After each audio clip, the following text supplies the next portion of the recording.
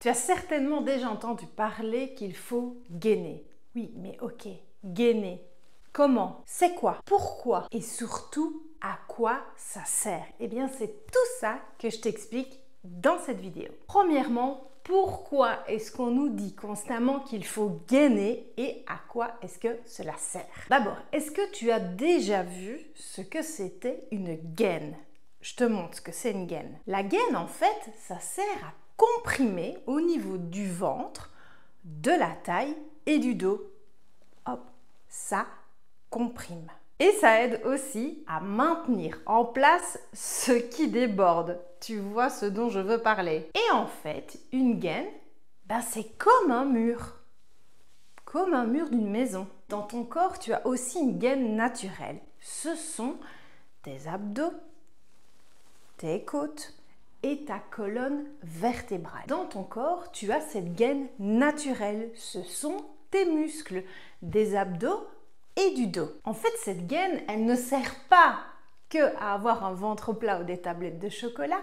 Elle sert justement à maintenir tout en place à l'intérieur de toi. Tout comme la gaine comporte. En fait, ça soutient et ça maintient les organes que tu as à l'intérieur, comme tes intestins, ton côlon et ta vessie. Si ta gaine naturelle n'est pas solide, eh bien, tu risques des descentes d'organes. Comme je l'ai dit, en fait, ton corps, c'est comme une maison. Tu as le plancher, qui est en fait le fameux plancher pelvien, ton périnée, ce qui se situe en dessous au niveau des parties intimes. Tu as tes murs, ce sont tes muscles du ventre, des abdos et du dos, et tes côtes, et ta colonne vertébrale. Et puis ensuite, tu as le toit, tes épaules. Ainsi, tu as une base solide de ta maison dans ton corps. Et donc, tout naturellement, si ton plancher, ton périnée de ta maison et tes murs ne sont pas solides, qu'est-ce qui se passe? Comme dans une maison,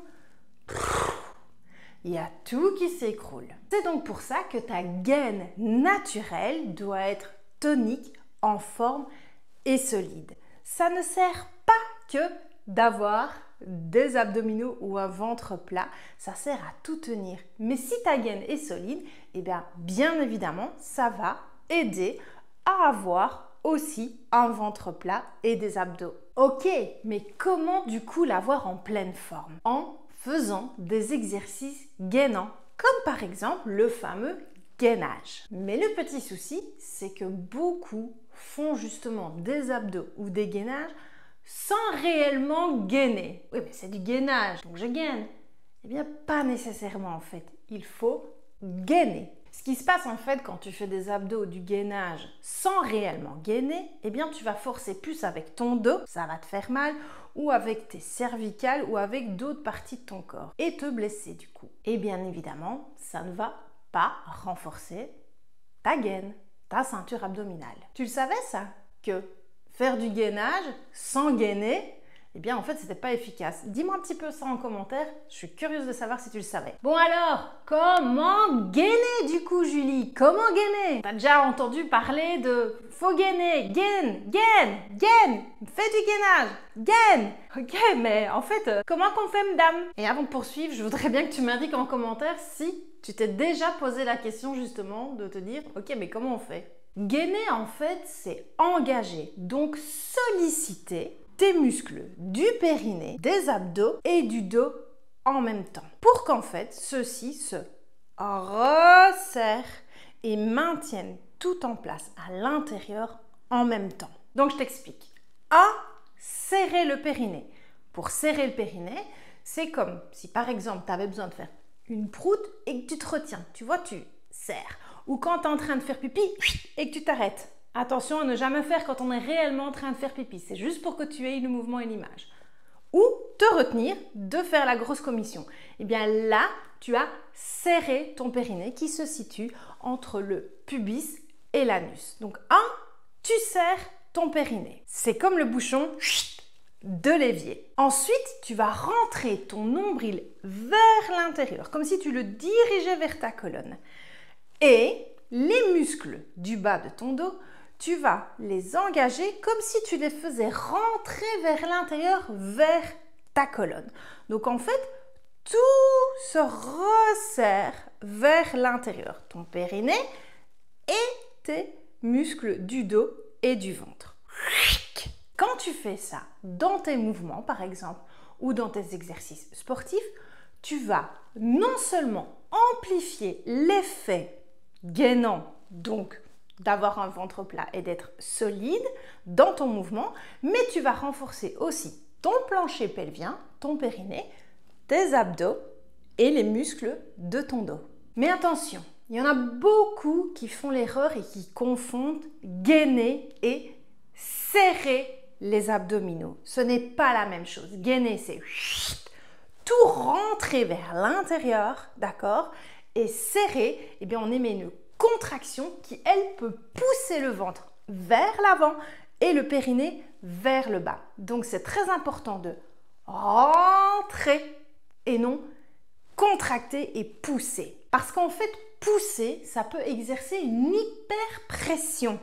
Une hyperpression vers l'avant et vers le bas. Donc, comme si tu poussais tes abdos vers l'avant et ton périnée vers le bas. Et là, c'est pas bon parce que ça peut créer un diastasis. Un diastasis, c'est quoi? En fait, le diastasis, c'est un écart que tu as ici entre tes grands droits. Tu vois, ici, il y a un creux. Chez certaines personnes, ce creux est beaucoup plus flagrant, beaucoup plus écarté et les grands droits ressortent et il y a un vrai sillon et un vrai creux. Donc, du coup, qu'est-ce qui se passe si tes grands droits qui doivent maintenir tout à l'intérieur sont écartés et relâchés? Eh bien, ils ne font plus leur travail de gaine et tu risques des descentes d'organes, donc tes intestins, etc. et ta vessie qui s'affaisse vers l'avant et vers le bas. Et c'est pas bon. Et dans ce cas-là, si c'est pas trop fort, on peut faire de la rééducation grâce notamment aux exercices d'abdominaux hypopressifs que je propose dans tous mes programmes en prévention et justement pour avoir un ventre qui rentre, mais ça peut être aussi en rééducation. Mais certaines personnes ont un diastasis tellement gros et tellement fort que naturellement on ne peut pas y arriver à resserrer. Et des fois, les grossesses peuvent aussi créer ce diastasis de poussée et d'écartement. Et dans ce cas-là, du coup, il faut mettre un filet. Oui, oui, tu as bien entendu, un filet qui en fait va jouer le rôle de gaine à la place de tes muscles des abdominaux. Ils vont aider, ce filet va aider à retenir tous tes organes en place. Bon, évidemment, on ne veut pas en arriver là et on ne va pas en arriver là. C'est pour ça le but de cette vidéo. Mais en plus de la grossesse, évidemment, il y a certains abdominaux qui, naturellement, s'ils sont mal exécutés, comme par exemple les types crunch que tu vois ici, eh bien, ces abdominaux-là sont souvent mal exécutés. Et donc, qu'est-ce qui se passe? Ils vont pousser vers l'avant tes abdos, les écarter et exercer une pression sur ton périnée qui va se détendre. Parce qu'en fait, l'erreur qu'on commet,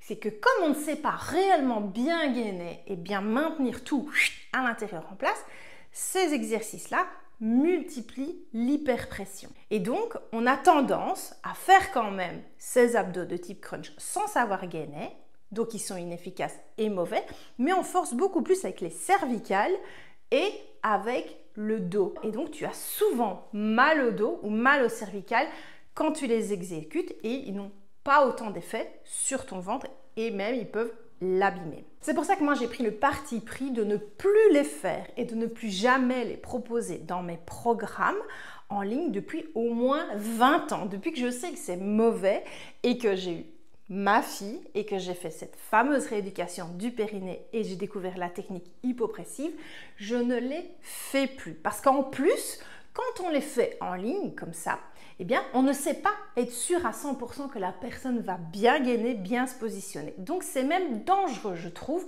de les recommander et de les conseiller sans être à côté de l'élève. Et même en étant à côté de l'élève, je vous dis, c'est vraiment à 80%, voire même plus, mal exécuté, plus forcé avec la nuque et avec le dos que en gainage. Et donc, c'est contre-productif, voire même dangereux. D'ailleurs, j'aimerais bien que tu me dises, est-ce que ça t'est déjà arrivé à toi, quand tu faisais ces fameux crunchs que tu as probablement déjà fait au moins une fois dans ta vie, au moins à l'école, d'avoir mal au cervical et mal à la colonne et au dos, plus qu'aux abdos? Dis-moi un petit peu en commentaire. Et d'ailleurs, je vais te challenger. Essaye un petit peu de faire ton crunch tu mets ta main sur le ventre, d'accord? Et tu ressens ce qui se passe. Est-ce que ta main est légèrement poussée vers l'avant ou est-ce qu'elle rentre? Toute la question est là. Honnêtement, dis-moi, essaye et dis-moi quoi. Est-ce qu'elle est poussée vers l'avant sans écouter la suite ou est-ce qu'elle rentre? Ce qu'il faut bien évidemment, c'est que ta main rentre. Et si elle rentre, ça veut dire que tu as fait le bon sens du mouvement. Que ce soit avec un crunch ou n'importe quel autre exercice d'abdominaux. Il faut que tu places ta main sur ton ventre et que tu sentes qu'elle rentre. Alors, elle peut rentrer très très très fort si tu sais parfaitement bien engager ton nombril et qu'en plus tu n'as pas trop de couches de graisse, d'accord? Donc ça peut se voir assez bien, mais ça peut se voir très légèrement. Et ce qui compte, c'est de le faire dans le bon sens. Donc si ça rentre, même de quelques petits millimètres vers l'intérieur, c'est bon, tu es dans le bon sens, tu es dans le sens du gainage, tu resserres. Par contre, si elle est poussée vers l'avant, ne serait-ce même de nouveau que quelques millimètres ou même 1 centimètre, ça veut dire que tu exerces une hyperpression et donc que tu ne gaines pas, tu pousses vers l'avant. Donc la main, quand tu fais un exercice d'abdos, quel qu'il soit, bon en gainage c'est plus compliqué, je l'avoue d'être sur une main, eh bien tu dois tester, est-ce que mon ventre rentre même un tout petit peu? Ok, je suis en resserrage, je gaine, ou est-ce que ça pousse et donc là, je ne gaine pas, mon abdos est mal exécuté, pas efficace et je peux m'abîmer le corps. Donc réellement, oublie les crunchs, d'accord? Et il existe tout un tas d'autres exercices bien plus efficaces pour avoir un ventre plat parce qu'ils vont avoir justement tendance à rentrer, d'accord?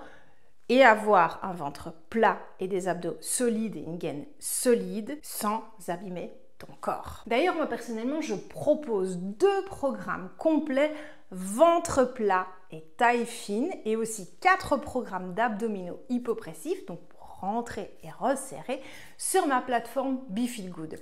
Dedans, on y trouve des gainages, ceux sur les bras, ceux sur les coudes, mais pas que, parce qu'il n'y a pas que ces exercices-là finalement. Il y a aussi des exercices d'abdominaux assis.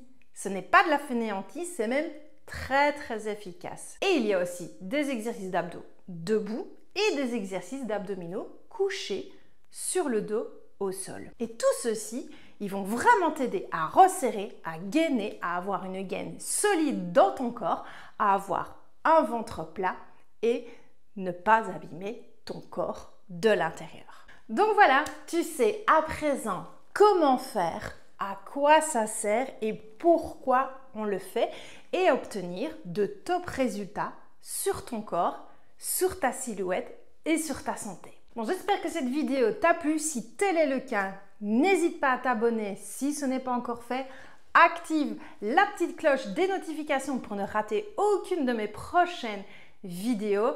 Like, commente-la, joue le jeu en toute transparence des questions que je t'ai posées et partage-la au max autour de toi parce que je trouve que c'est très important que tout le monde sache finalement cette question de c'est quoi gainer, comment y arriver et pourquoi dès qu'on fait une activité sportive et beaucoup trop de personnes l'ignorent et ne savent pas finalement c'est quoi gainer quand on leur dit gaine.